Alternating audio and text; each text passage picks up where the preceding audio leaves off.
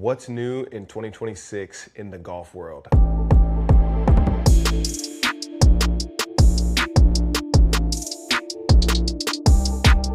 What's new in 2026 in the golf world? I just came back from the 2026 PGA Golf Show in Orlando, Florida. If you don't know what that is, that's essentially like CES, the Consumer Electronics Show, where you see all the new latest and greatest inventions, things that are already released, things that are soon to be released or will be released this year. So some of the stuff is like, hey, this is the prototype, it's working, it's a working prototype, but it's still in production or whatever it may be. Some of it is like, you can get this right now today. So this is gonna be the take on the golf show, the biggest golf show of the year in Orlando. My experience out there, the new tech, the new things, the not so new things that, it's like, okay, this looks like the same exact thing, you just maybe put a different color or a different colorway or something like that, right? It's not really new, but it's being sold as new. And there's everything from tech to apparel to equipment and gear and all this stuff. So we're gonna cover that here. First, I think we should compare past golf shows to this golf show, because there was a distinct difference with this golf show than any other golf show I have attended. In the past, what it looked like typically is you'd go and expect to see some new golf clubs, right? New release drivers. Every big golf club manufacturer does that at the golf show, this golf show specifically. So usually in the past, you'd see these are the new drivers. Here's the new irons. Here's the new wedges. That's pretty typical. Now, in my opinion, I think that era of big leaps in equipment performance, I think that's behind us right now. The next big wave is probably a few years out from now, because all the materials and composites and all that stuff with the way that they're structured to build this driver and all that, I think that they're pretty well, not outdated, but they're pretty well maxed out right now. I don't think there's going to be a huge leap forward. So it's not like mind-blowing the equipment space there like it used to be, right? In terms of clubs. That was past. Present, what's different is if you are, how is this golf show felt like there is one thing that's very clear for 2026 in the golf world. There will be something for everybody. I mean, like how you golf, the whole thing about this is you just have to find how you golf. There's a lot of ways to play the game of golf, and you just need to find how you golf. That's what my perspective on my journey is, to help you be the best golfer for you. However you golf, whether you're a partier, there's stuff to help you party more on the golf course. Whether you're a competitor, there's stuff to help you compete better on the course. So we're gonna get into some of my personal favorite things, some of the I totally expected to see this and have it rock and be amazing and all that stuff, including Jones Sports Co. So if you know Jones Golf Bags, you might recognize a familiar face here, and a few other spots throughout their catalog. Some really cool stuff. My man Brody there. Really cool stuff from Jones. So there's some stuff that is like, okay, personal favorite for me, but I would classify this as the expected personal favorite stuff. And then we're going to cover some of the unexpected personal favorites that was like either new tech or a new release, something that is coming out that absolutely blew me away. So we're gonna cover that stuff, as well as my take on training aids. And spoiler alert, most training aids are gimmicky, very gimmicky. It was like that in the past at golf shows. It was like that at this golf show as well. So let's see, I got a little list here. I want to make sure we cruise down this and get to everything that I have down. So I don't want to leave any one of these unturned. So tech, and we got to cover the material upgrades and club jumps and all that stuff. So let's talk for a moment. If you are completely new to golf and you're like, okay, what is this about? Why should I pay attention to this video or to anything golf and being released in golf? This is the first time that I have seen in over 2 decades, 24 years playing this game. This is the first time that I've seen that I can definitively say there is somebody for you. So at this golf show, it wasn't just about the tech, the products and all these things. I can't tell you how many different content creators, influencers, whatever you want to call it, from pro athletes across different sports and you big YouTubers and all that stuff. There were so many people here. There is a somebody for you. Whatever your style of golf is, there is somebody for you. This is the first time I could say definitively, and it was just so heavily represented at the golf show. Anywhere you're walking, you're seeing all these people filming content, full production teams and everything like this, from this person to that person. Met some wonderful people, reunited with wonderful people as well. But this year is the year. If you don't have a community, if you don't have somebody that you're like, man, that's my people, like that is me.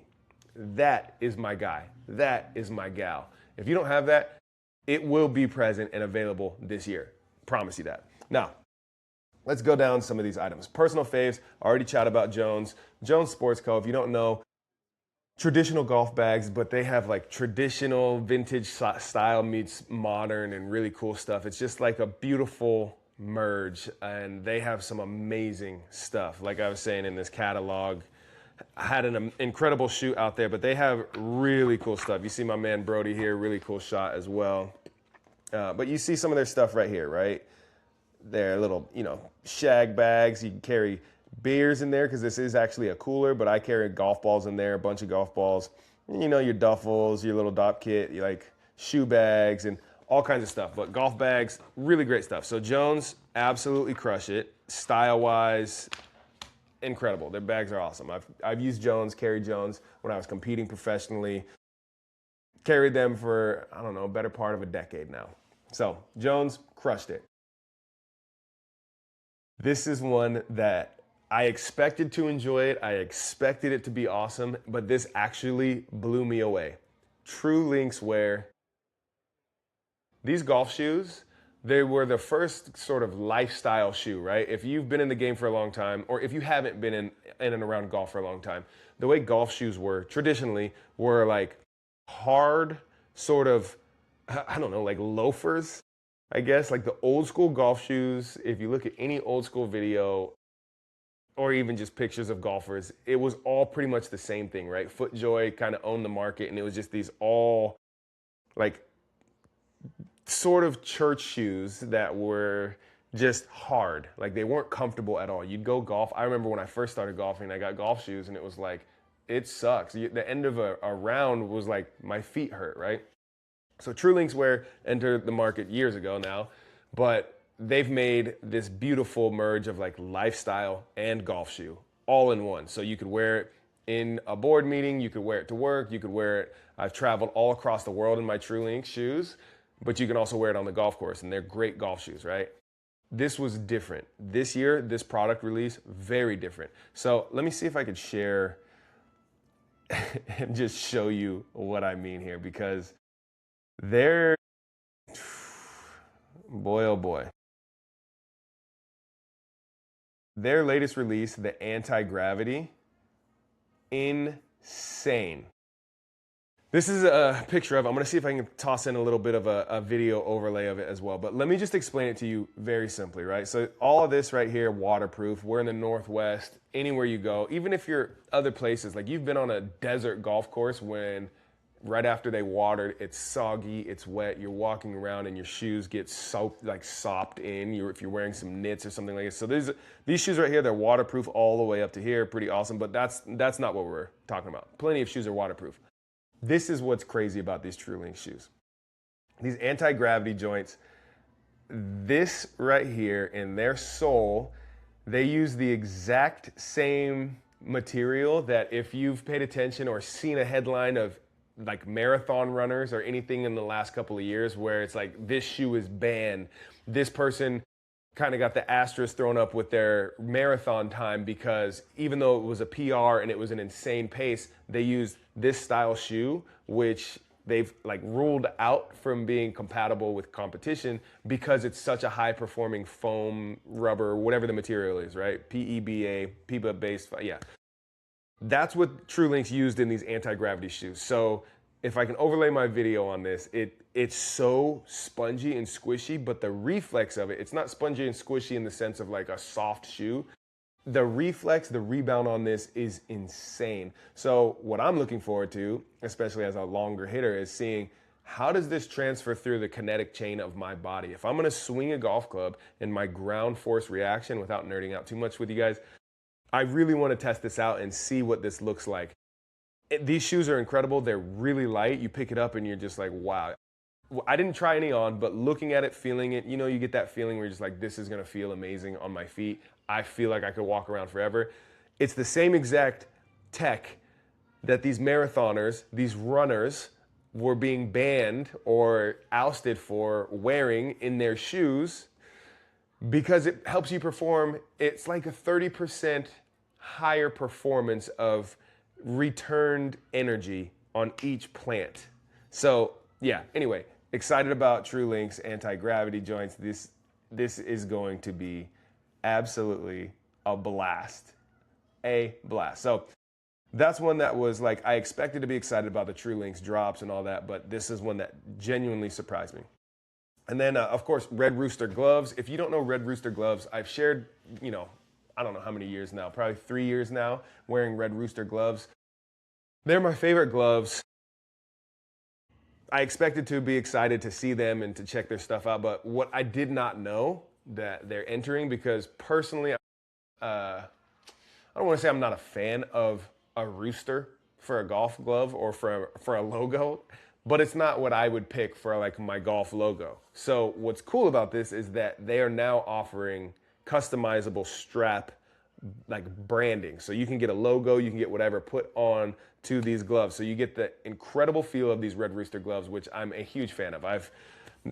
I can't speak highly enough about them. I've worn a bunch of different golf gloves. I've tried a lot of different materials of gloves, and Red Rooster, for me, clear winner. Until they get beat, that's my #1 glove. So I was excited to see that they have customizability now with their gloves to where you can throw your own branding on there. Very cool. And it's not like a lot of other places where it's like, oh yeah, customize it. You know, that's another point of 2026. Everything golf, you are just being able to customize it more and more and more. So I would put this as like later iPhone. You know, a couple years ago in the golf world, it was like iPhone came out. So that was when new tech of clubs and all that stuff, it was like, whoa, everything was an actual big leap.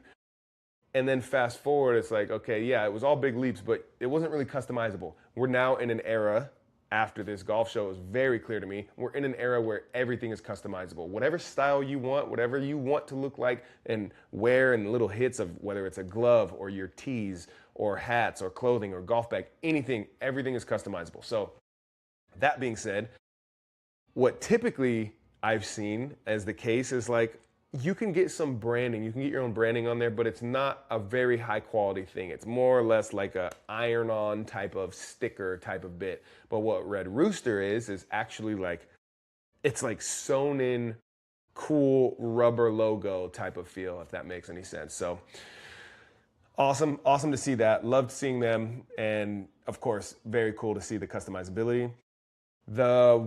Actually 2 pieces to golf clubs that really got me excited. Little caveat here. I was only cleared for walking on my foot 2 days, or excuse me, the day before I showed up to the golf show. So I went a month not walking on my foot. I was there hobbling around, not able to swing a golf club is my point. So I didn't get to test anything out personally. So I have some accounts here. Let me be very clear to you, and I'm going to try to distinguish what I'm getting at, particularly with one new club that I think is like the only thing I've seen out there that might be an actual leap. We'll get to that in a second. The thing that excited me the most visually looking at clubs was Titleist oil can finish set of irons, or they're irons and wedges. So I think I have something pulled up here if I can try to show you what that looks like. This is like this bad boy. Let's see. Just oil can iron. This kind of isn't doing it justice, but let me just share it with you anyway. So let me share this screen again.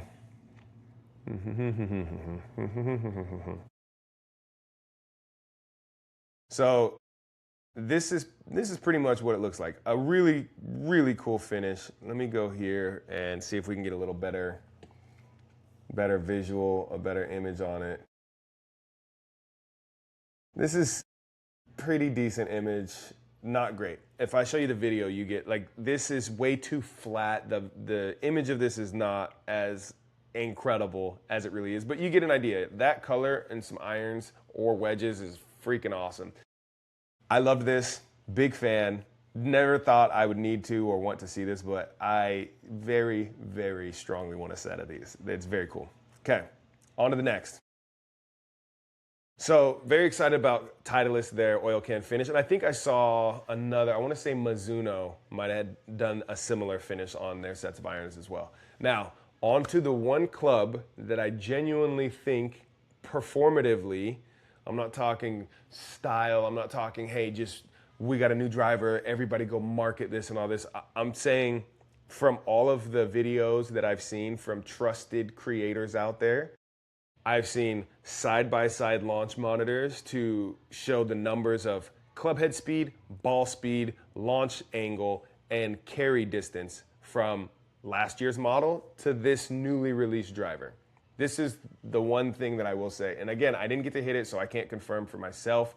But from multiple people that I saw trusted, they went side-by-side, legitimate, removed all variables that you could, matched the ball speed, club speed, launch angle, spin rates, and this would be the Callaway Quantum driver. And their whole thing is they're saying this is a quantum leap, right? This is the one club this year that I would say, okay, this seems to have some real legitimate heat behind it. The reason is almost everybody that I've seen, Roger Steele, Kalen Henderson, on male, female side, totally different swing types and everything. Everybody that I have seen with the side-by-side monitors and variables all across comparing last year's model driver to this driver, legitimately 15 yards, 20 yards additional carry distance, meaning how far the ball flies before it touches the ground. Not the total distance like the rollout, just how far the ball sails in the air. This is the one driver that everybody is gassing up, and it seems to be legitimate. I didn't get to test any clubs out. I literally didn't swing a single club while I was out there, so a little sad thing for me, but maybe some testing will be in my wheelhouse here soon. I'm hoping to be swinging again later this week. It's in my plans. But anyway, that's the one club that I would say where, you know, I kind of led this video off that, yeah, a lot of stuff is different. Not huge leaps in technology, but it seems like that driver, the Callaway, the new Callaway Quantum driver, it seems like that. Whatever new tech they have with that seems legit. All right.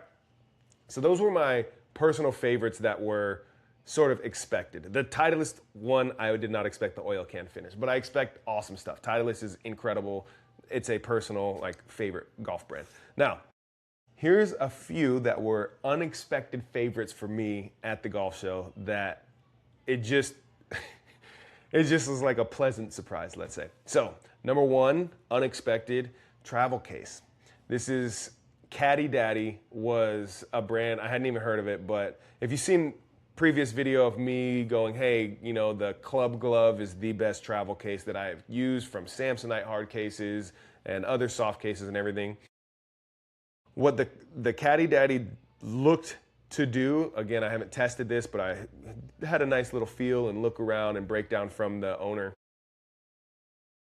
What I love about the Club Glove travel case, Caddy Daddy seemed to do that and then level up other areas. So without getting too far into the weeds on this, I tried the hard case for a long time. The problems with the hard case, for one, they dent and crack or wheels break off of it while it's traveling, which, great, your clubs can still be safe from that stuff, but now your case is just toast.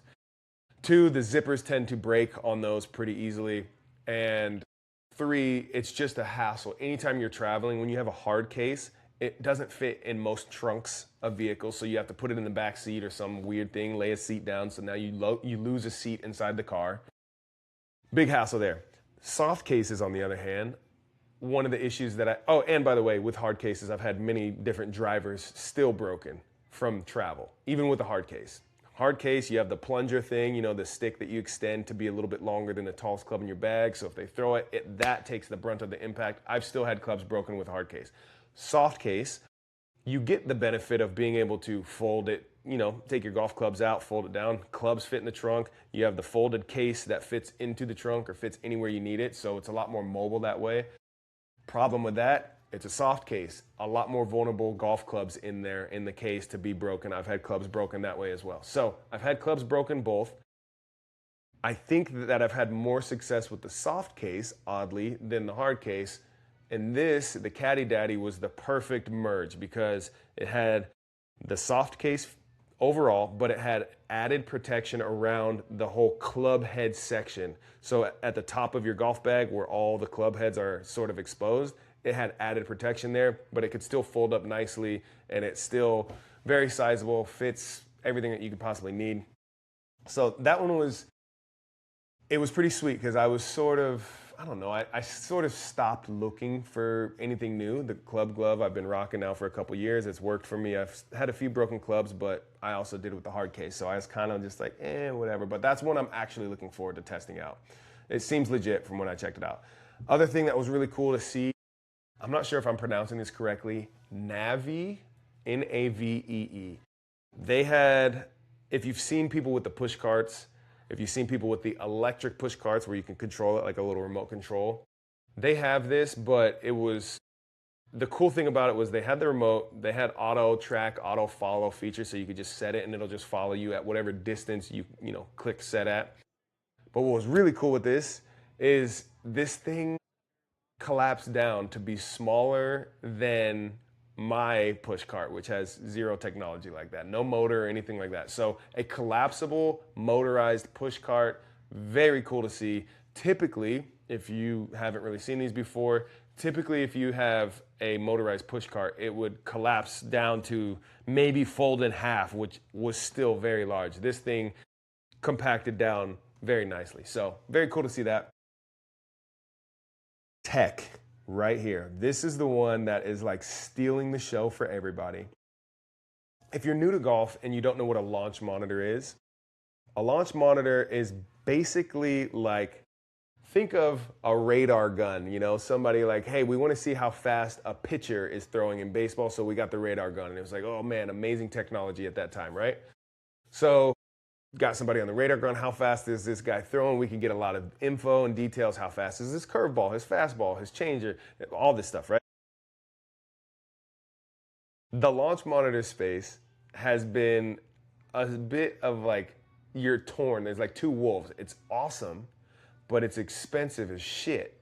So you're like, I want the best, but there's a massive gap between the best, which is, it could be $30,000 for a good launch monitor, right? Your TrackMan at $20,000+, that really is like the most accurate out there, and it owned the market for quite a few years.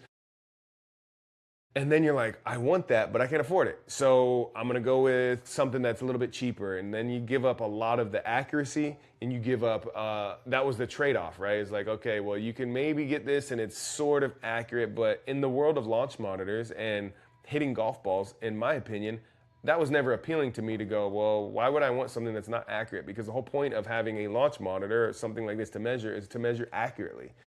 So I was torn between this, right, for years, and I think a lot of people were. I think a lot of golfers were like, yeah, I love hitting on them, but I'm not gonna pay 20 grand for something to be accurate. Now, this one I think stole the show. You'll probably see a lot of articles, you'll probably see it all over the place, but Shot Scope. Shot Scope has a new launch monitor coming out. I think it comes out February, or it's available February, the LM1. This launch monitor, it uses Doppler radar as well, which typically other launch monitor companies, whether it's Flight Scope or whether it's TrackMan or whatever, they would be 10,000 plus easily for one of these units. On top of that, even if you had those top tier units, you have the unit itself. That would be something that, you'd set up, and it's probably even bigger than this, right?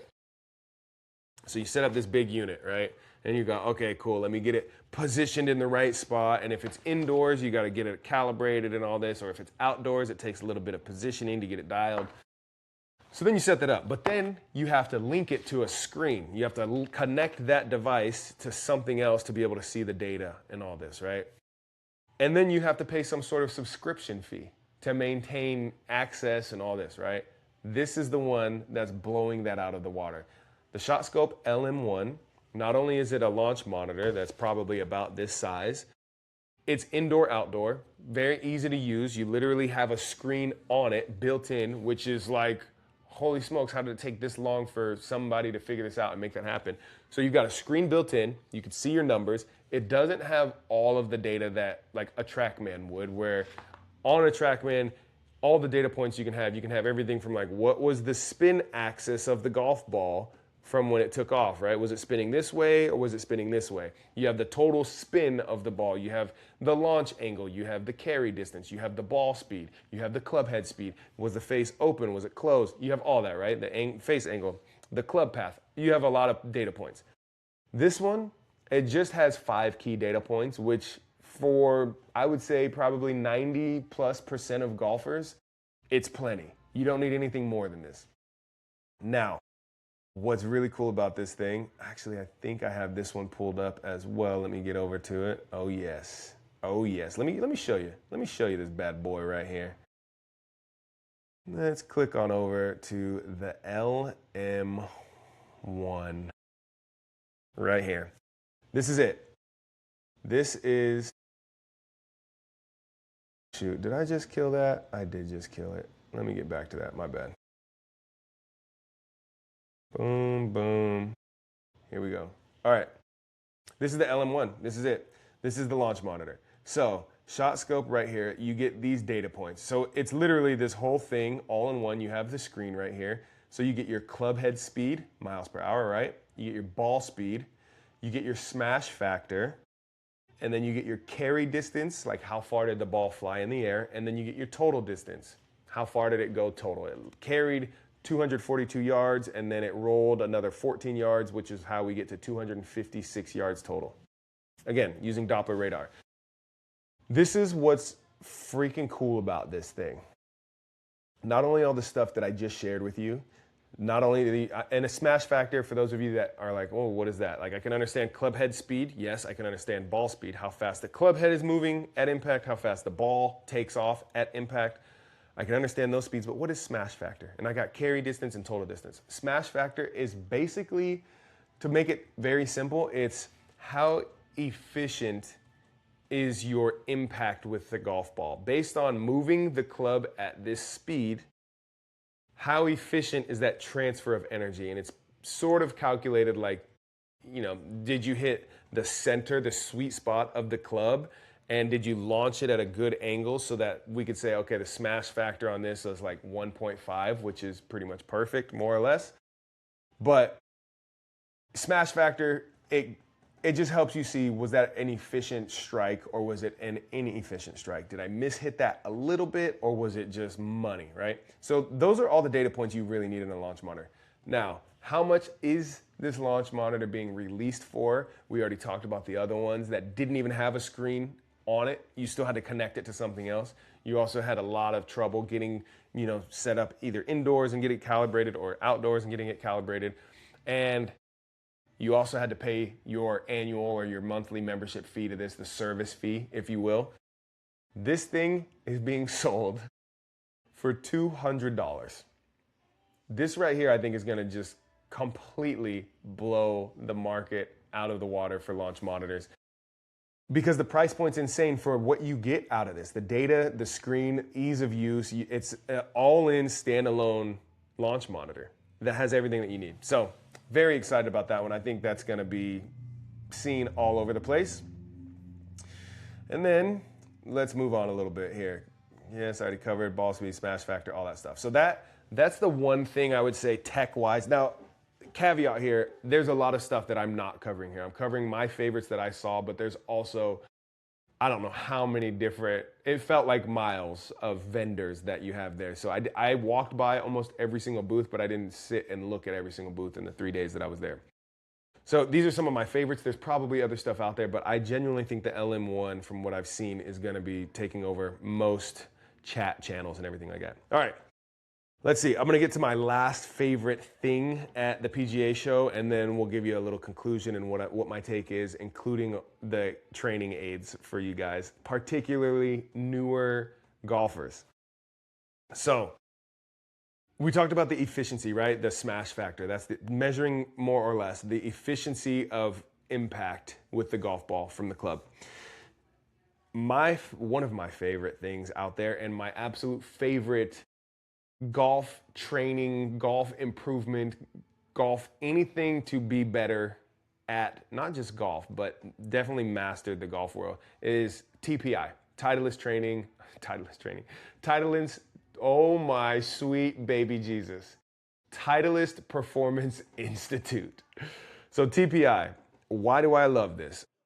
I went out there, I did some continuing education while I was out there for TPI. So I got TPI certified. I've been TPI certified for a little bit. I think I made a little announcement about that a month or two ago. And so I went out there for continuing education with the co-founders, Greg Rose, Dave Phillips, masterful. These dudes have some skill sets and knowledge that is just so profound in an industry where a lot of people are trying to peddle things. There was another brand that I stopped and chat with them at the booth because I was very curious, right? So if you don't know TPI, Titleist Performance Institute, they're sort of under Titleist, and Titleist Performance Institute, what Dave and Greg did was they were like, let's create something to just start researching and finding how the best players do what they do. And we'll do this with science. We're not going to go in there with ego. These are two of the most egoless men that I have seen that have such a supreme skill set and track record. And they're very humble. So I got to learn some more with them and from them. And what's amazing with this is they're just like, we don't even have a philosophy. How you swing, we're not going to try to tell you that, oh, your swing should look this way or it should look that way. We're just going to look at what is efficient. Are you moving your body in the most efficient way to perform a golf swing? That's it. And that's based on your capabilities. You have some impingement here, you're a little bit immobile there, whatever, that's fine. Let's find the most efficient thing that you can do with what your body shows up like, how it performs, your limitations. Considering your limitations, let's look at, can we improve that limitation, some mobility, some strength, whatever it may be, and address that? Or can we work around it? And if so, how can we keep you the most efficient possible while working around your limitations? This is TPI. And it's not just like, oh yeah, it's cool, we're good at this. It's the best in the world that I've seen. If you know of anything better than TPI, please let me know, because I will be not only blown away, but I will be hungry to learn from them. Now, they've worked with literally the best golfers, PGA Tour, LPGA Tour, DP Tour, the Live Tour, any tour you can think of, they've worked with golfers. They have all these data points using biomechanics, the little pressure sensor plates and all the sensors, like you're thinking like when you make a video game, the 3D sensors, cameras, high-speed cameras, all this stuff. If you guys remember Fight Science, back in the day, they would break down like different sort of impacts, like how hard can a UFC fighter punch versus a boxer and all this stuff. And then how do they transfer that energy through their body, right? The chain of kinetics through their body. So TPI has, like, they were the consultants for that stuff for Fight Science and Discovery Channel and all this stuff. Anyway, training with them, learning from them, and learning more about the body and how to be the most efficient you can and how to look for ways to point out like, oh, this is inefficient right here. How can we improve that? So learning from this stuff was insanely exciting for me, especially because there's still stuff that's changing all the time, right? Like how people would tell you to swing a club 15 years ago is different from how people would tell you to swing a club present day, and same with 50 years ago to present day. And so being at the forefront of that and learning and getting these data points and getting different assessments and capabilities to be able to say, hey, let me see if you can do this thing. Okay, I see where your limitation is. Now we know what to work with and what to avoid so you can avoid injury as well. Big deal. So love working with TPI, love all that stuff. Just insane how skilled and how knowledgeable they are, having worked with the top players in the world. And to be able to definitively, without ego, they're not saying, oh, I personally think you should do this. It's like, here's what the numbers say. The top 10 longest hitters of all time all do the same thing here. They do the same thing here, or the same thing here. So you can take with that and do with it what you will, meaning, do you want to hit the ball farther? Great. Here's what you should do, because these are the guys that do this the best. So there you go. Very cool. TPI, if you don't know it, if you're going to work with anybody in the world, I'm now obviously a little bit biased because I'm also TPI certified, but definitively I could tell you, I've never come across anything better in the golf space, in any rotational sport, really. Like what I've learned so far, it's like I could take this to baseball, and they work with half of the MLB teams out there. They go to TPI headquarters and like, hey, we need to work with you and, you know, help make us more efficient. Batters, pitchers, you name it. Football players, same thing. Quarterbacks, same thing. So if there is anybody you're going to work with, highly recommend a TPI certified individual, whether it's a medical professional who's TPI certified for physical therapy, things like that, or a golf instructor, TPI certified, a fitness professional, TPI certified, period. Go with, and it's easy to find. You can find them, just Google in your area, wherever you live. Okay, so let's wrap this up. Training aids, and then I'll give you my conclusion on the 2026 golf show overall. Thanks for sticking with me this far if you're still with me. So, training aids. This is coming from a guy that, for those of you that don't know or haven't been around golf, you're not going to know these references. But those of you that have been around for a while, I'm going to list some things that you're going to be like, oh my God, I can't believe you did that. Or you're going to be like, oh wow, you too? So some of the training aids that I bought over the years. The Spin Doctor. You want to spin that club? You want to spin the ball back? This is now, obviously, golf ball is a lot better technology. It's easier for a lot of people to spin the ball back, but this is a little bit before. This was when you had to hit the ball really perfectly. Like PGA Tour players, the pros were kind of the only ones that were really spinning the ball back. So there's this club that came out. It was totally illegal on any tour. You couldn't play it anywhere in any competition, but it was the Spin Doctor. It was a tool that it was like, oh yeah, you get this and it'll help you. You hit wedge shots with this and it'll teach you to spin the ball more or whatever. Nonsense. Bought it, had a blast with it, but it's so stupid. And then the Medicus. The Medicus was a club that it had a hinge in the shaft. So like you had the full length, the handle here, the club head here. There was a hinge in here that was kind of like a two-way hinge. So it would hinge this way and it would hinge this way. And you had to swing the club kind of perfectly. And you could hit golf balls with this, but you had to swing the club perfectly to be able to hit balls without it breaking down, right? Without it hinging. You couldn't move it too fast on the way back, and then on the way down, you had to be kind of perfectly slotted to hit golf balls with it. That is one that I actually think was a fantastic training aid, the Medicus.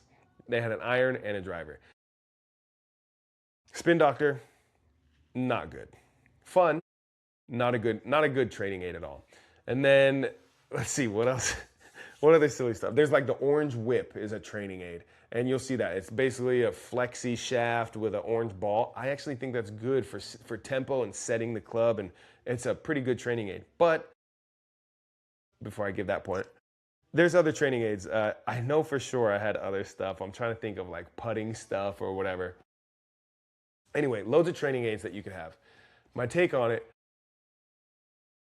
almost all training aids I have seen, including here at the golf show this year, almost all of them are gimmicky. Oh, the other one I was going to say was a gimmicky club was the Hammer. Jack the Hammer. If you don't know, those old videos of this guy, boom, pow, he's hitting golf balls seemingly over the mountains with his driver. He was a long drive guy, I think. But anyway, a lot of stuff over the years that I never bought the Hammer, but the other ones I did buy. And I'm pretty sure there were some other training aids I bought. Almost all training aids they're detrimental to almost all golfers, especially to non-specifically beginner golfers. But yes, if you're a beginner golfer or a newer golfer or a high handicap golfer, almost all training aids are detrimental to your golf game. And here's why. I explained Titleist and TPI, right? Titleist Performance Institute.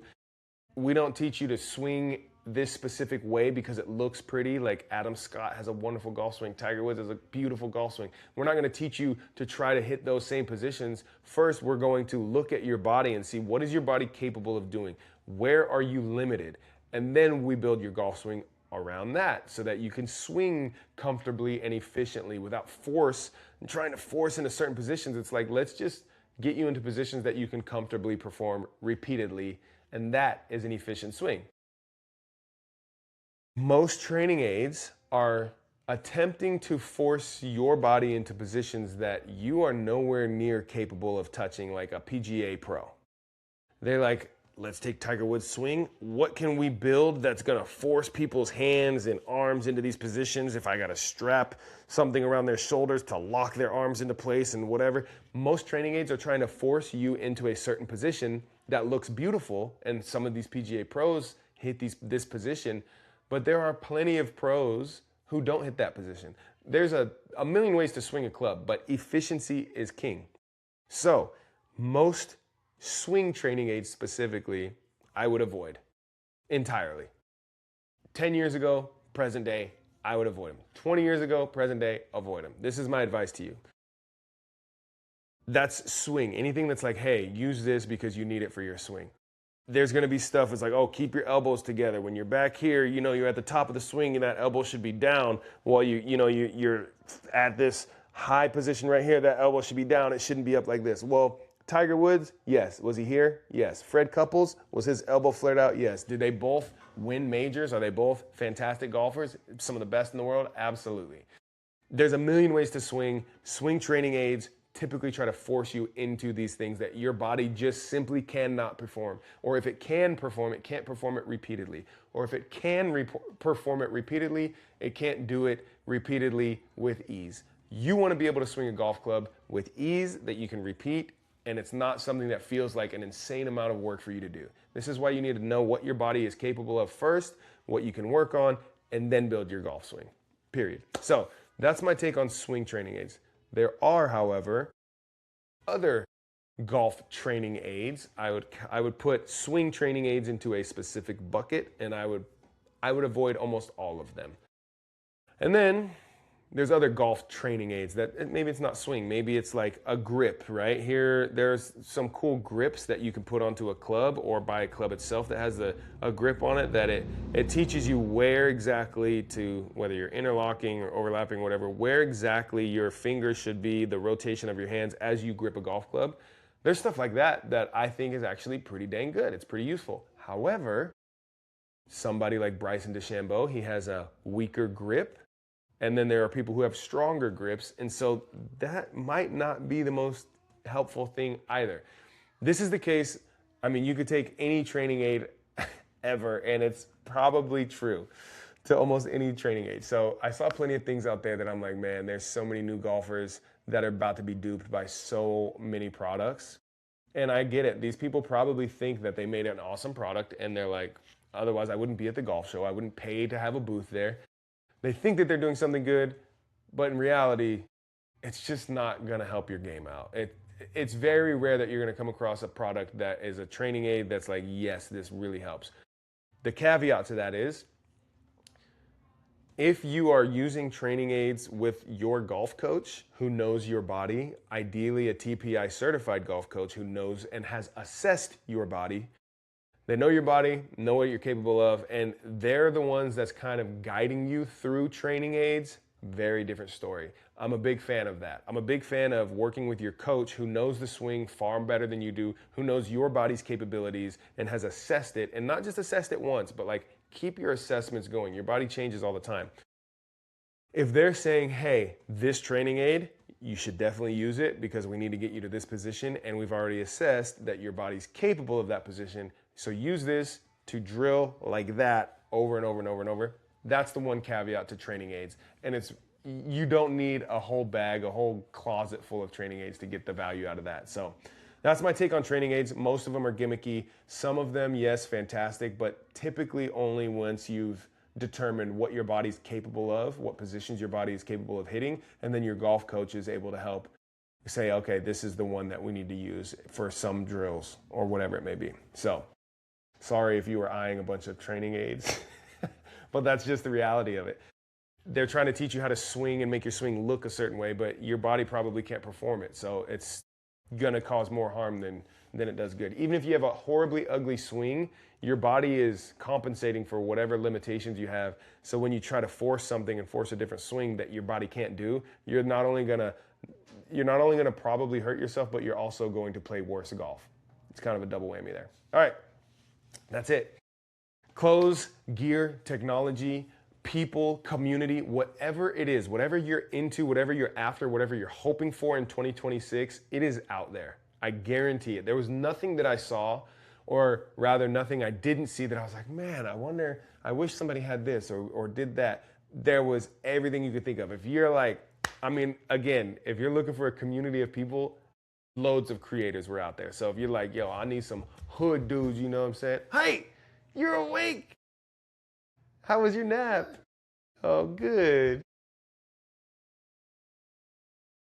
If you're like, yo, I get down, you know, I want one of the hood, you know what I'm saying, one of the hood golfers out there, got the creators for you out there. If you're like, oh, I'm more pish posh and I want to be the fancy, that creator is out there. You got community there. If you're a tech head, a tech junkie, if you're a sneaker head, sneaker junkie, all of these people, they are out there. You have community. I guarantee it's there. If you're looking for somebody that's going to give you the honest look, the honest assessment, the honest help, and actually assess your body before we go and guess at what you should do with your golf swing, I'm your guy.